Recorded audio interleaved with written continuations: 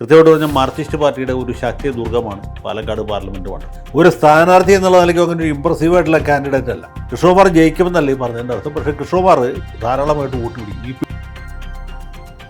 എങ്ങനെ പരാജയപ്പെട്ടു എന്നുള്ള ആലോചിക്കുമ്പോൾ നമ്മൾ കാണേണ്ട ഒരു കാര്യം മുസ്ലിം വോട്ടുകളുടെ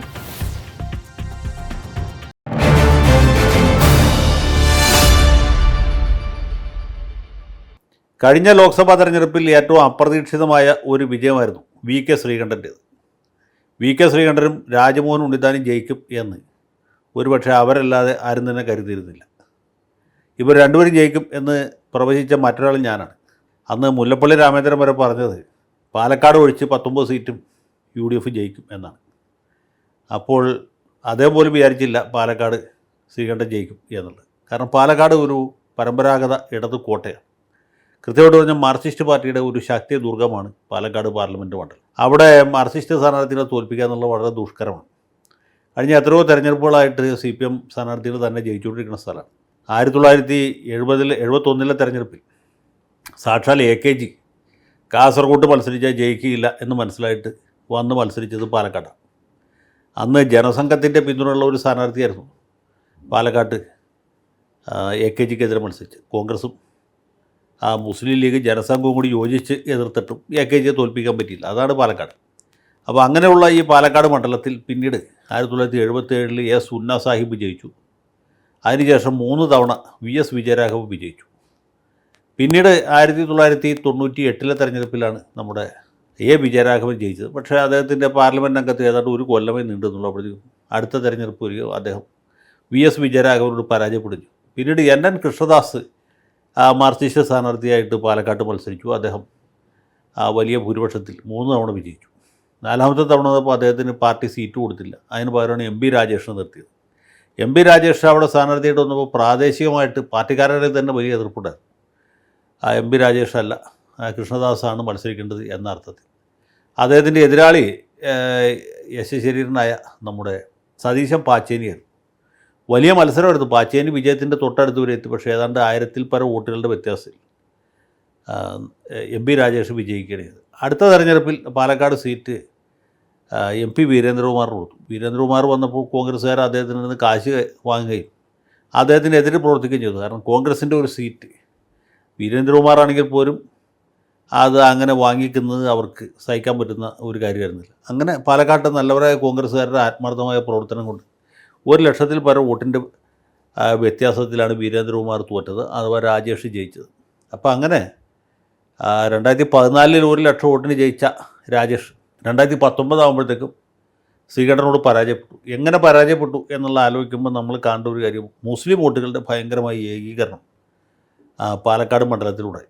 മുസ്ലിം സമുദായക്കാർ ഏറ്റവും അധികമുള്ള പ്രദേശം എന്ന് പറയുന്നത് മണ്ണാർക്കാട് മണ്ഡലമാണ്. മണ്ണാർക്കാട്ടാണ് ശ്രീകണ്ഠന് ഏറ്റവും വലിയ ലീഡ് കിട്ടിയത്. മുസ്ലിം ലീഗുകാരും നന്നായിട്ട് പ്രവർത്തിച്ചു, കോൺഗ്രസ്സുകാരും നന്നായിട്ട് പ്രവർത്തിച്ചു.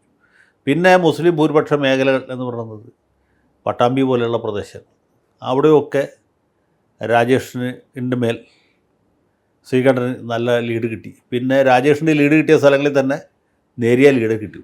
അപ്പോൾ ഇങ്ങനെ മൊത്തത്തിൽ ഒരു എല്ലാവരും പ്രതീക്ഷകളെ കവച്ചു വെച്ച ഒരു വിജയമാണ് ശ്രീകണ്ഠൻ ഉണ്ടായത്. അല്ലെങ്കിൽ എല്ലാവരും ഞെട്ടിച്ച ഒരു പരാജയമാണ് രാജേഷിന് ഉണ്ടായത്. 5 കൊല്ലത്തിന് ഇപ്പുറം വീണ്ടും തെരഞ്ഞെടുപ്പ് വരുമ്പോൾ ചിത്രത്തിൽ വലിയ മാറ്റമൊന്നുമില്ല. കാരണം എന്താ വെച്ചാൽ ബഹുഭൂരിപക്ഷം MLA-മാരും പാലക്കാടിനെ സംബന്ധിച്ചിടത്തോളം LDF-കാരാണ്, CPM-കാർ തന്നെയാണ്. മണ്ണാർക്കാട്ട് ഷംസുദ്ദീനും പാലക്കാട്ട് ഷാഫിയും ജയിച്ചു ഒഴിച്ചാൽ മിക്കവാറും മണ്ഡലങ്ങളിലും CPM-ൻ്റെ MLA-മാരാണ്. അപ്പോൾ അങ്ങനെ വരുമ്പോൾ CPM-ൻ്റെ മേൽക്കോയ്മ ഇപ്പോഴും നിലനിൽക്കുന്നു എന്നുള്ള കാര്യത്തിൽ ആരും സംശയമില്ല. രാഷ്ട്രീയമായിട്ട് CPM-ന് മേൽക്കൈയുള്ള മണ്ഡലമാണ് പാലക്കാട്. പിന്നെ കഴിഞ്ഞ 5 കൊല്ലമായിട്ട് ശ്രീകണ്ഠൻ ആ മണ്ഡലത്തിൽ എല്ലായിടത്തും നിറഞ്ഞ് കവിഞ്ഞ് വിരുമ്പി നിൽക്കുന്നുണ്ട്. അദ്ദേഹം നേരത്തെ DCC പ്രസിഡൻ്റായിരുന്ന ആളാണ്, ഇപ്പോൾ പാർലമെൻറ്റ് അംഗമാണ്. മണ്ഡലത്തിൽ അദ്ദേഹത്തിന് യാതൊരു മുഖപുരയുടെ ആവശ്യമില്ല. അദ്ദേഹത്തെ എല്ലാവർക്കും അറിയാം, അദ്ദേഹത്തിന് ഏറെക്കുറെ എല്ലാവരെയും അറിയാം. എല്ലാ ഗ്രാമ വഴികളും അദ്ദേഹത്തിന് അറിയാം. എല്ലാവർക്കും സുപരിചിതനാണ്.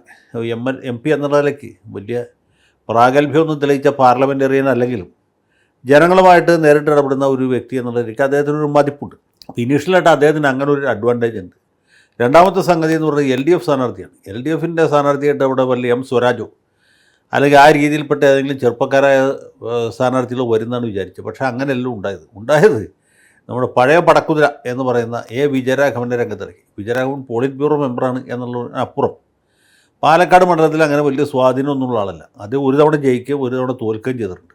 അതിനപ്പുറത്ത് പാലക്കാട് വലിയ ജനസമ്മതനായ നേതാവല്ല. പാലക്കാട്ട് പാർട്ടിക്കാരിൽ തന്നെ അങ്ങനെ വലിയ അഭിപ്രായമുള്ള ആളല്ല. ഒരു സ്ഥാനാർത്ഥി എന്നുള്ള നിലയ്ക്ക് അങ്ങനെ ഒരു ഇമ്പ്രസീവായിട്ടുള്ള കാൻഡിഡേറ്റ് അല്ല.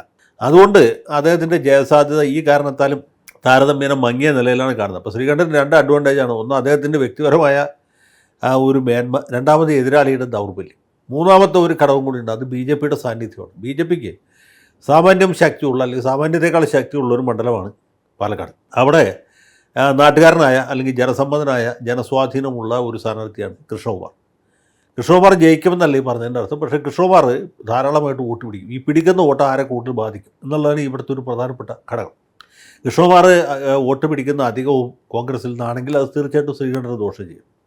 അതല്ല, വിജയരാഘവൻ്റെ വോട്ട് ബേസിനെയാണ് അദ്ദേഹം കൂടുതലായിട്ടും ആക്രമിക്കുക, അല്ലെങ്കിൽ അതിൽ നിന്നാണ് കൂടുതൽ വോട്ടുകൾ പിടിക്കുക എന്ന് വന്നാൽ മറിച്ചുള്ള ഫലമുണ്ടാകും. അപ്പോൾ സി കൃഷ്ണകുമാറിൻ്റെ അവിടുത്തെ സാന്നിധ്യമാണ് സത്യത്തിൽ ഈ തെരഞ്ഞെടുപ്പിലെ ഏറ്റവും നിർണായകമായ ഘടകം എന്നെനിക്ക് തോന്നുന്നു. പിന്നെ മുസ്ലിം ലീഗ് അടക്കമുള്ള UDF സഖ്യകക്ഷികൾ എത്രമാത്രം സഹകരിക്കും, സമസ്തയിലെ ഇരു വിഭാഗങ്ങളും ആരെ പിന്തുണയ്ക്കും എന്നൊക്കെയുള്ള ഒരുപാട് ഘടകങ്ങളുണ്ട്. ഇപ്പോൾ SDP പിന്തുണ കോൺഗ്രസ്സിന് പ്രഖ്യാപിക്കുന്നു, പിന്നെ കോൺഗ്രസ്സുകാരത് വേണ്ടെന്ന് പറയുന്നു. വേണ്ടെന്ന് പറഞ്ഞാൽ ഇവരാർക്ക് വോട്ട് ചെയ്യും എന്നൊക്കെയുള്ള ചോദ്യങ്ങളുണ്ട്. അപ്പോൾ ഇങ്ങനെ നിരവധി വിഷയങ്ങൾ അവിടെയുണ്ട്. പിന്നെ പാലക്കാടിനെ സംബന്ധിച്ചിടത്തോളം തനതായ കാർഷിക സംസ്കൃതിയുമായി ബന്ധപ്പെട്ട ഒരുപാട് പ്രശ്നങ്ങളും പ്രതിസന്ധികളുമൊക്കെ വേറെ ഉണ്ട്. അതിനൊക്കെ പാർലമെൻറ്റ് അംഗത്തിന് എന്ത് പരിഹാരം ഉണ്ടാക്കാൻ കഴിയുമെന്നുള്ള വേറെ ചോദ്യമാണ്. എങ്കിൽ പോലും ശക്തരായ രണ്ട് പ്രതിയോഗികൾ തമ്മിലുള്ള വലിയ ഏറ്റുമുട്ടലാണ് പാലക്കാട് മണ്ഡലത്തിൽ നടക്കുന്നത്. എൻ്റെ അഭിപ്രായത്തിൽ ശ്രീകണ്ഠനാണ് അല്പം മുന്നിട്ട് നിൽക്കുന്നത്. അദ്ദേഹത്തിനാണ് ജയസാധ്യത എന്ന് തോന്നുന്നു.